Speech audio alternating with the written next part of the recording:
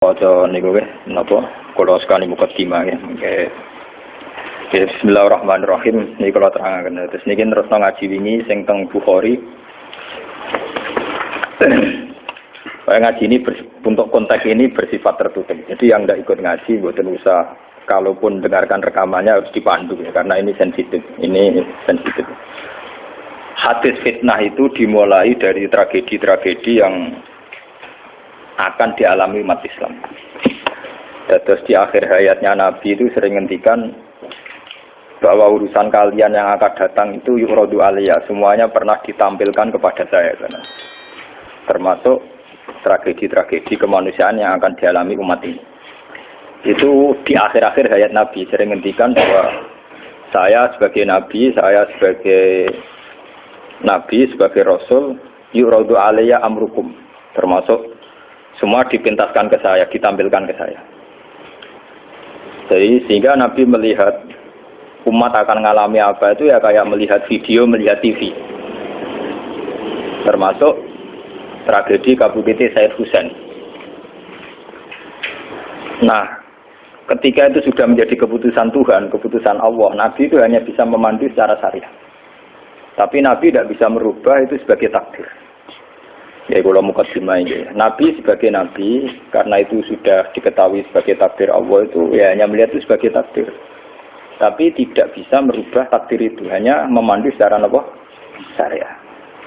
Nah, panduan secara syariat itu dimulai dari misalnya sataf tariku umati salasan wasabina firqah, bahwa umatku nanti akan menjadi 73 kelompok, semuanya sesat di neraka kecuali satu.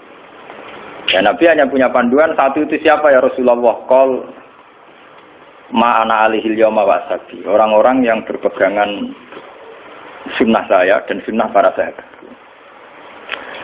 Nah, itu banyak hadis-hadis di akhir hayatnya Nabi itu sering pesan begitu.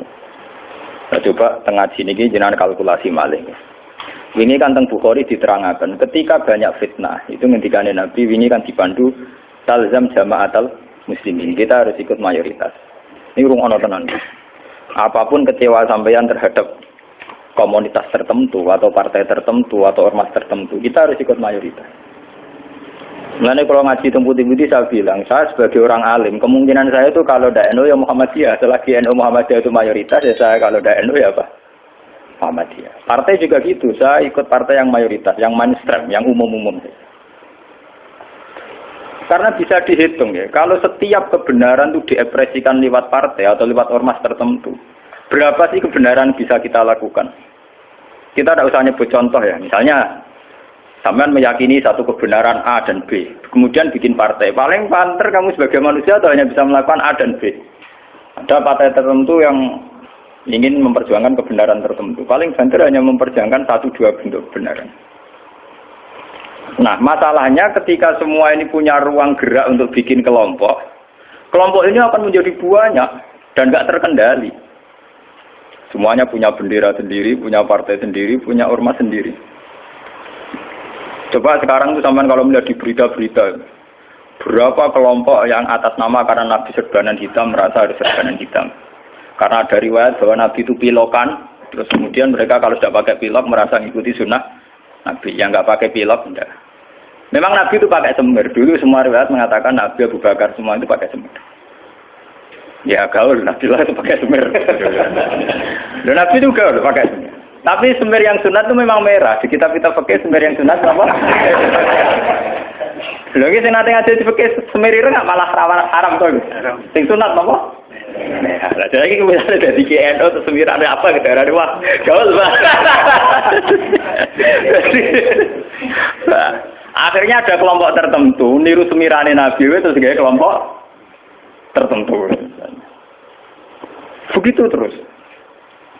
Lah itu kalau kita turuti itu akan menjadi faksi-faksi, kelompok-kelompok kecil yang akan menyulitkan.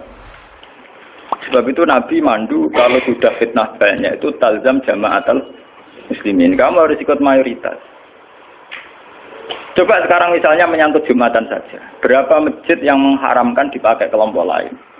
Dan berapa masjid yang digeruduk, dirubuhkan oleh kelompok lain pula? hanya karena satu keyakinan kebenaran kemudian diekspresikan dalam bentuk ibadah. Misalnya masjidnya A beda dengan B, B dengan apa? C. Itu kalau dituruti tidak ada selesainya. Nah itu Nabi berpesan, kalau ada kelompok Islam yang sedang solid, kok ada yang ingin memecah, itu boleh diperangi. Fadribu bisab itu boleh dilawan, bahkan harus dilawan dengan kekerasan. Kalau harus dengan kekerasan ya boleh pakai kekerasan. Lalu itu kenapa Nabi se-ekstrim itu sampai menghentikan fadribu bisab, orang itu harus dilawan dengan kekerasan. Ya tentu kalau kekerasan itu harus menjadi alternatif terakhir. Tapi yang jelas harus dilawan ya. Dalam teori modern ya harus dilawan. Tidak harus dengan pedang, harus dilawan. Kita punya sejarah dulu ya. Kayak dulu ketika mainstream Islam di Indonesia itu mengikuti pola NU atau Muhammadiyah. Dulu kita punya LDI, punya Darul Islam yang dipimpin Kartosuwiryo. Kebetulan tetangga saya dulu orang Rembang, orang Sulang, daerah saya. Kemudian ada gerakan Aceh Merdeka. Kemudian ada Junduwo, ada kelompok-kelompok yang karena terinspirasi oleh Islam, termasuk kelompok bom bunuh diri dan sebagainya. Kemudian mereka menjadi firqah hanya karena meyakini satu dua kebenaran yang ingin diperjuangkan. Tapi kelompok ini kan tidak mayoritas terus risikonya kan kurang komunikasi, kurang konsultasi, kurang silaturahim dengan kelompok lain. Lah itu repot. Sehingga kayak di Mekah ada Wahabi, di Mesir ada Ikhwanul Muslimin, di Palestina sendiri ada Hamas, ada Al-Fatah, di Syria ada Amal Syiah, ada Syiah Imamiyah. Di Indonesia sendiri semenjak era kebebasan beberapa front-front ya banyak sekali. Semuanya mengatasnamakan apa? Islam. Memang kita terima kasih dalam hal tertentu yang diperjuangkan. Kita fair, terima kasih. Tapi bahwa kemudian saat kelompok itu melawan mayoritas mainstream Islam di Indonesia kayak NU Muhammadiyah, itu mereka punya semangat itu baru berapa hari. NU Muhammadiyah merawat Islam di Indonesia itu sudah puluhan tahun. Mereka merawat Islam dengan semangat baru beberapa hari. Mungkin bapak mereka belum sholat karena mereka kuliah, ngerti berita tentang Israel atau ngerti berita tentang kemungkaran, kemudian menjadi ekstrim. Nah, cara bahasa kasarnya berapa hari mereka kenal Islam. Sudah hanya satu dua kebenaran yang diperjuangkan, mereka anti sama kebenaran sudah jalan lama, yaitu kebenaran yang ditanamkan leluhur kita. Mulai ngajari anak-anak caranya sholat, caranya baca doa iftitah, caranya tumak Nina, caranya sesuci dari najis. Nah, tapi kelompok-kelompok yang istiqomah ngajar ini kan tidak menjadi populer karena ada demo pakai bendera besar-besar. Kelompok apa? Tapi yang demo-demo pakai bendera-bendera besar, apa betul mereka ngurus Islam secara harian? Ngurus caranya orang sholat, caranya orang ngilangi najis.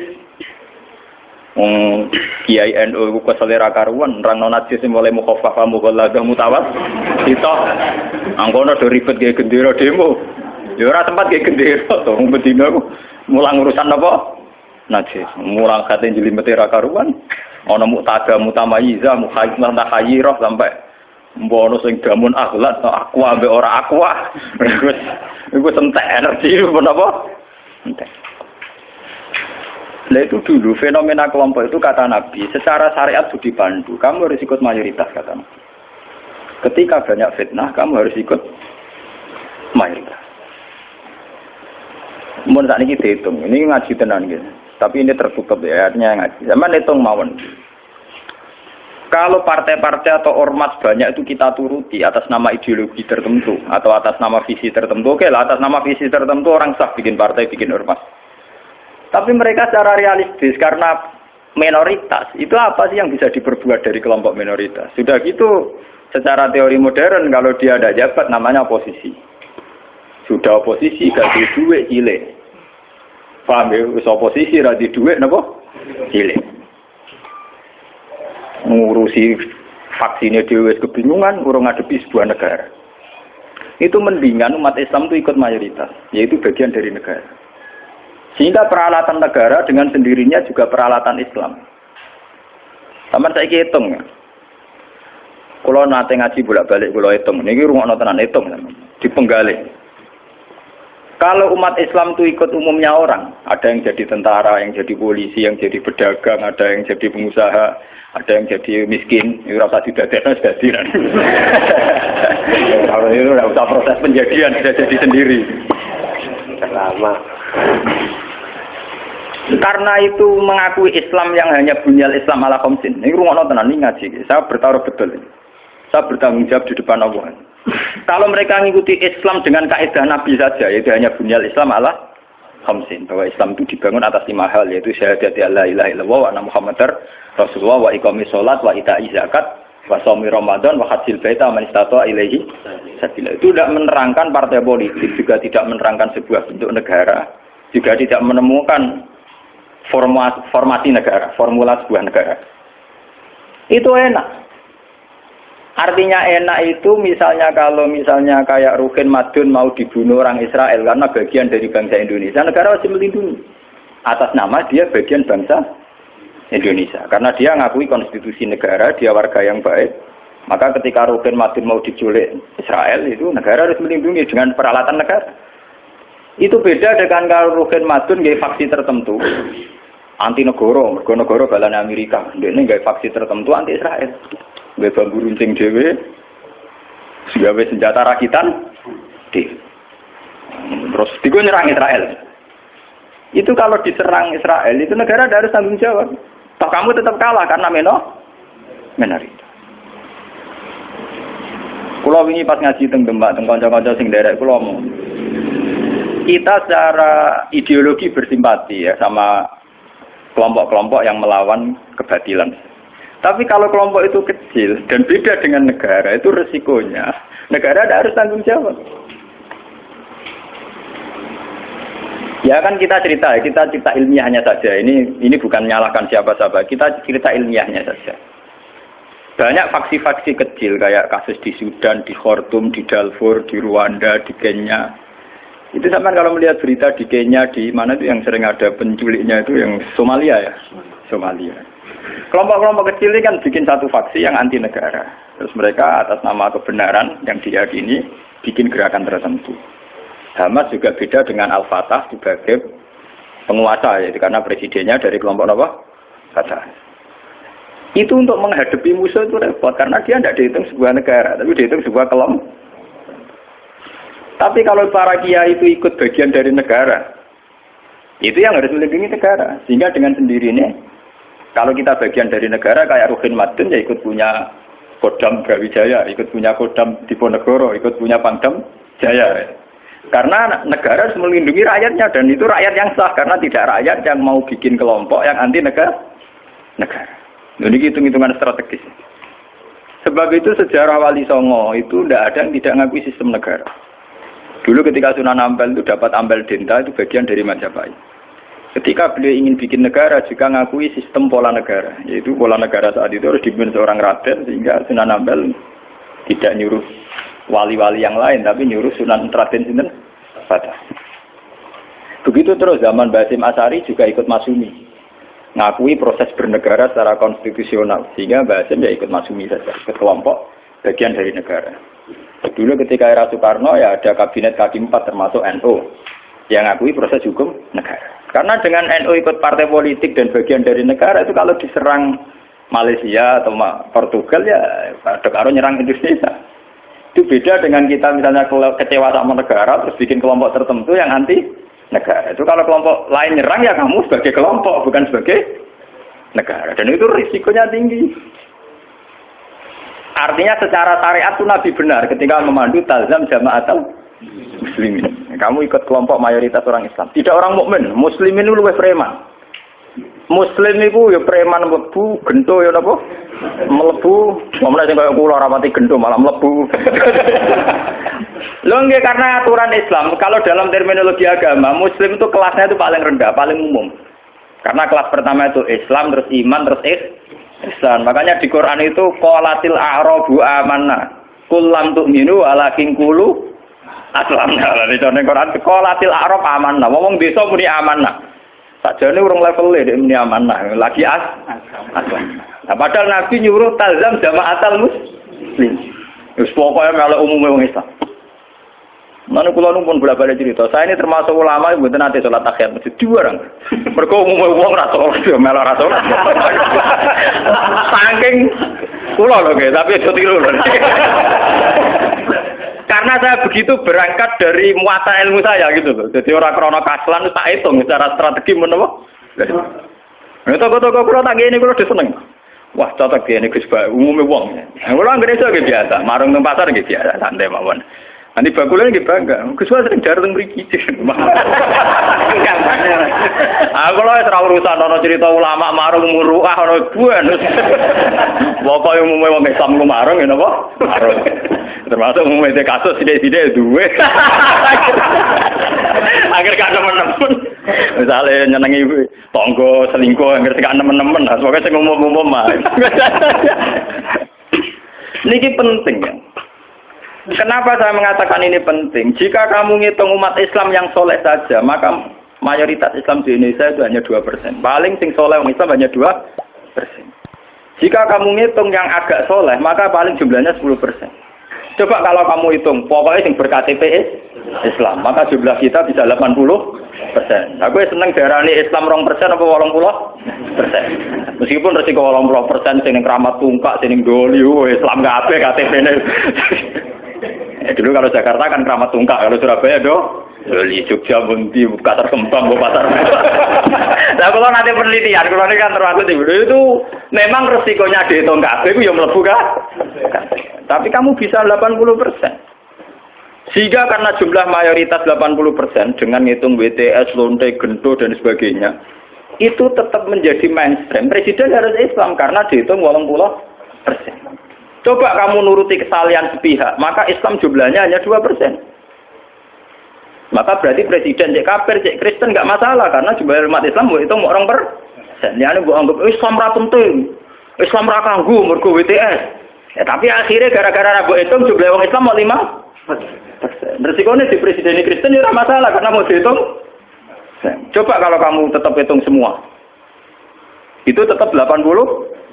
Akhirnya kita tegak sebagai mayoritas. Memang samu madun Islam mayoritas sudah ditopang Islam BTS maling dan sebagainya. Bedene kiai lah. Kita berdiri tegak sebagai mayoritas itu ditopang Islam sing dualan sing gubendo-gendo. Dari apa kita tegak sendiri? Sebab itu Nabi memandu. Kalau kelompok sudah bulat, itu tetap kita ikut mayoritas saja. Tazam jama'atan muslimin. Itu ngaji kita. Makanya wa huwa mustami'un. Kita masih sepakat bahwa Islam itu harus jalannya bunyal Islam ala khamsin. Kita mengikuti panduan hadis sahih bahwa Islam hanya bunyal Islam ala khamsin. Yang namanya Islam itu ya hanya syahadat, sholat, zakat, puasa dan haji. Titik. Nah, bahwa ini cerita ilmu sosiologi. Bahwa kita ingin punya presiden Islam, bupati Islam, gubernur Islam, itu bawaan psikologi mayoritas. Itu eleng-eleng, bukan ideologi Islam. Saya sebagai ulama bertanggung jawab terhadap mazhab ini. Kita ingin presiden Islam, bupati, gubernur Islam, legislator Islam, itu bawaan kita sebagai mayoritas. Karena kita sebagai mayoritas, tentu presidennya dari kelompok mayoritas, yaitu Islam. Andai kan Islam kita itu di NTT, andai kan Islam kamu itu di Ambon atau di Bali, kamu tidak akan, misalnya Madun sekarang di Bantul. Tersinggung ketika bupatinya ada Islam. Coba kalau kamu ditekdir jadi orang NTT. Paling bupati ini Kristen, yang penting nggak merubah masjid. Misalnya Mustafa begini, hidup di Amerika, dia paling pikirannya kan, dia tidak mensyaratkan presiden Islam, ya nyaratno gubernur Islam. Yang penting nggak ngusir wong Islam. Tapi saat dia Bantul karena mayoritas, dia mensyaratkan bupatinya. Itu bukti bahwa keinginan kita punya bupati gubernur Islam itu bawaan psikologi mayoritas, bukan bawaan ideologi Islam. Kalau Islam ya hanya bunyal Islam ala khamsin. Bangunan Islam ya hanya 5 itu.